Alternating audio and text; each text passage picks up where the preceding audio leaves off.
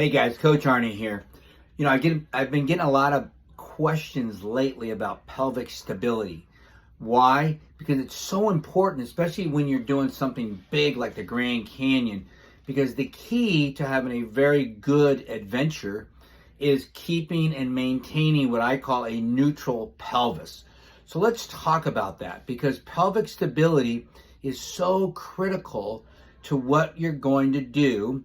And if you have a good plan, you can have a great adventure. So let's go over a couple simple things here. First of all, look over on this side here. This is what we would call anterior pelvic tilt. Means your pelvis is tilted to the front, towards your quads, towards the front of your body. And what that usually means is you have tight quads. Your quads are tight, and there's tests for that and all that good stuff. But it means you have weak glutes and hamstrings, which is very common. Weak glutes and hamstrings, tight quads. So if we can correct that, we can maintain a better neutral pelvis. Now, on the other side of it, if we have what's called postural pelvic tilt, which is not as common, is when your pelvis kind of leans backwards a little bit. Your hips go backwards a little bit. And that means you have weak quads, okay, and tight hamstrings. So it's opposite. So instead of having tight quads, you have tight hamstrings. Instead of having weak glutes and hamstrings, you have weak quads. So again, same thing.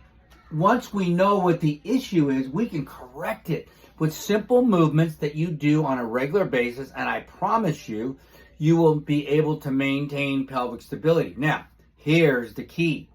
If you're planning and training for something big, like a rim to rim at the Grand Canyon, or bigger, like a rim to rim to rim, then you better figure this out. Most people, sadly, don't. You have got to train the right way so that you can maintain good pelvic stability. What does that mean? For most people, you've got to strengthen up your glutes and hamstrings. Those muscles, which I've talked about before, are so important to controlling your pelvis on the big downhill. Remember, we're going downhill first, and if you're weak here and you throw this off, your trip is ruined. So you got to maintain good pelvic stability on the way down by strengthening up the glutes and hamstrings, loosening up those tight quads, and in that rare occasion that this is going on, the postural, you should be working on this anyways. We should be making sure that we are doing hamstring movements that add mobility, if you're doing the right ones, and strengthening up those quad by doing the right muscles exercise as well. So there you go. That's a simple description of pelvic stability. If you have more questions, you can always connect with me via phone call or text. Send me a message. I'm on Facebook. I'm on Instagram. Pain Free Arnie on Instagram. Arnie Fonseca Jr. on Facebook. Would love to talk to you about it.